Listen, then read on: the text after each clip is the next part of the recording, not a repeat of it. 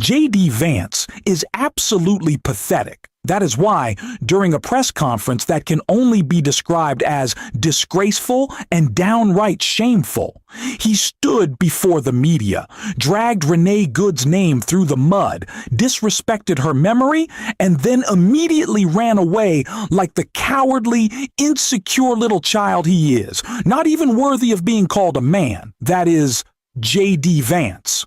Someone who points his finger, lectures the public, pretends to be tough, but collapses the moment anyone challenges him. He can't handle questions, he can't face accountability, and he certainly can't defend his lies. Well, today we're going to hold him accountable. Today we're going to push back and expose every bit of his nonsense. But before we do, if I could quickly ask you to leave a like on this video, and if you haven't already, and you enjoy our channel and the fact that we will always call out J.D. Vance, hit that subscribe button because it truly helps support our work. Now, before we dive into what Vance said at that press conference, I want to begin with what Carolyn Levitt said, because it takes us into a deeply dangerous direction as Donald Trump works relentlessly to militarize this entire country. Carolyn Levitt said this: "Will never be allowed to happen under this president and vice president. The Trump administration will redouble our efforts to get the worst of the worst, criminal illegal alien killers, rapists, and pedophiles off of American streets. The Department of Homeland Security will continue to operate on the ground in Minnesota, not only to remove criminal illegal aliens, but also to continue conducting door-to-door investigations of the rampant fraud that has taken place in the state under the failed and corrupt leadership of Democrat Governor Tim Walz. Taxpayers have been ripped off to the tune of billions of dollars in this one state alone, and that is going to end, and people are going to be held accountable. The Trump administration has activated thousands of federal agents, doubled the number of U.S. attorneys in the DOJ office in Minneapolis, and surged resources to hold fraudsters accountable and demand justice for law-abiding." It wasn't enough for them just to be roaming the streets. Now, ICE is going to be pounding on your doors. These are people who have no respect for the law, who lack proper training, who are unqualified, and honestly, that's intentional. Why do you think they lowered the qualification standards for ICE? Why do you think they made the physical and medical exams easier? Because they don't want competent professionals. They want thugs. They want proud boys. They want oath keepers. They want people who don't see themselves as law enforcement serving a community, but as individuals whose goal is to intimidate and harm. These are people who think they aren't accountable to anyone. They truly believe they will never face consequences, but that has to change. It must change. We need Democrats who make it absolutely clear that ICE cannot be fixed. We aren't just going to slightly reduce their budget. We are going to dismantle it entirely. And we aren't going to tolerate this kind of behavior from J.D. Vance, who is shamelessly disrespecting and exploiting the memory of a woman whose life was taken. When I was actually walking out here, somebody sent me a photo of a CNN headline about what happened in Minneapolis. And this is the headline. I'm just going to read it.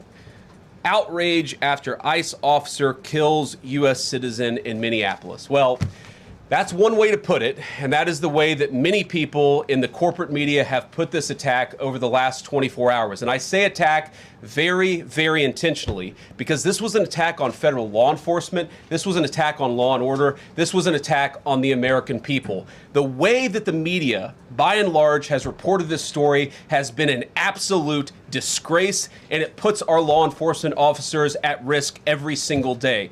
What that headline leaves out is the fact that that very ICE officer nearly had his life ended, dragged by a car 6 months ago, 33 stitches in his leg. So you think maybe he's a little bit sensitive about somebody ramming him with an automobile? What that headline leaves out is that that woman was there to interfere with a legitimate law enforcement operation in the United States of America. What that headline leaves out is... Where does J.D. Vance even get the nerve? He is genuinely a depraved person with absolutely nothing he truly believes in. There is no ethical code guiding him, no no principle he stands on, no moral foundation whatsoever. He simply says and does whatever he thinks he needs to in order to secure the Republican nomination in 2028. That is his only priority. He doesn't care who he has to betray or sacrifice along the way. Recently, that's meant distancing himself from Donald Trump and positioning himself on Venezuela simply because J.D. Vance only cares about J.D. Vance. It's disgusting behavior, and honestly, it's not shocking coming from someone who has even thrown his own wife under the bus. He clearly doesn't care that a mother, a community member, a human being had her life taken. Many people stress this was an American citizen. But citizenship isn't the point. A person had her life stolen. Yet J.D. Vance is once again pushing the same tired, false narratives about the left, which sound especially hollow considering what happened just 2 days ago. Listen to what Vance had to say right before he ran away from the media. What we're going to do is make it easier for the American People's Administration to enforce the American People's law. And that means that Democrats have to stop rallying the mob against legitimate law enforcement operations. And that means that we are going to get tougher. And that's what this AAG position is about. We're going to get tougher at the people who are defrauding the United States by inciting violence against our law enforcement officers. That's one of the things that we're going to do. We've already started that work at the Department of Justice, but we're going to keep on doing it, and this new AAG position is going to kick that into high gear. About a year ago to the day, J.D. Vance went on television and confidently said Donald Trump isn't going to pardon all of them. Not the really violent ones, not the worst criminals, not the most extreme insurrectionists. And what did Trump do literally days later? He pardoned those exact insurrectionists. So I don't want to hear J.D. Vance lecturing anyone about dangerous mobs being encouraged to attack law enforcement. Because what did Trump do just yesterday? He put up plaques and posted on official government platforms claiming that police officers and Nancy Pelosi were somehow to blame for January 6th. That's what we're supposed to accept? And now J.D. Vance wants to point fingers at the left because a woman trying to escape harassment from ICE, harassment that terrorized her and her community, is suddenly being framed as some extremist domestic terrorist. It's absurd. It's ignorant. And it's exactly why J.D. Vance ran off, because he can't handle accountability and he cannot defend what he's saying. Thank you all for listening. Thanks for taking questions. And I just ask you, look, this is politics, and often Republicans and get in arguments with the press about things. And I understand that. I think it's really irresponsible for you guys to go out there and imply or tell the American people that a guy who defended himself from being rammed by an automobile is guilty of murder. Be a little bit more careful. We're going to talk about toning down the temperature, which I know the president wants to do, and I certainly want to do. One of the ways we tone down the temperature is to have a media that tells the truth. I encourage you all to do that. God bless you. He didn't want to take more questions or criticism. He just wanted to show up, yell, lecture everyone, declare himself done, and run away. That's J.D. Vance.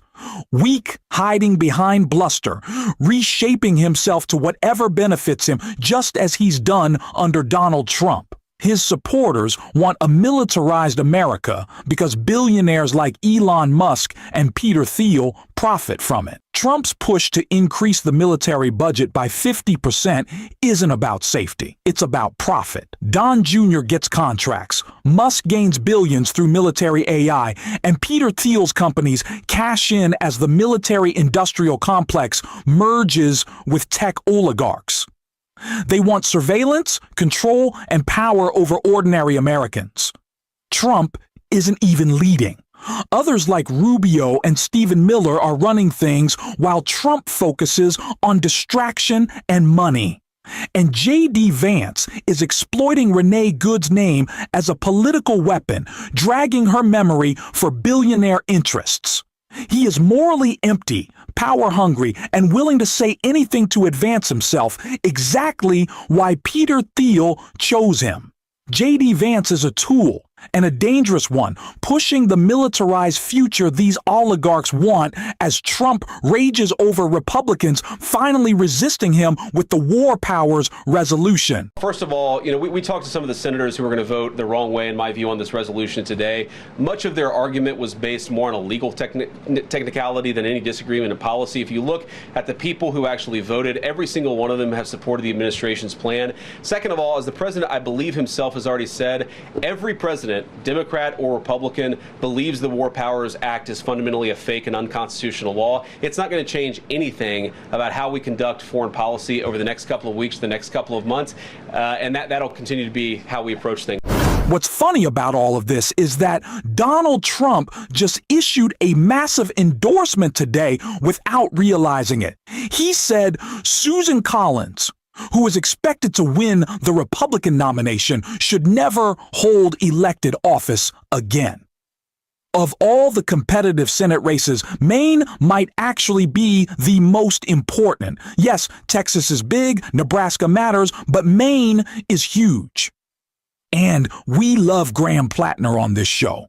Trump practically handed him a gift, saying Susan Collins shouldn't serve in office is basically an endorsement of her opponent at this point.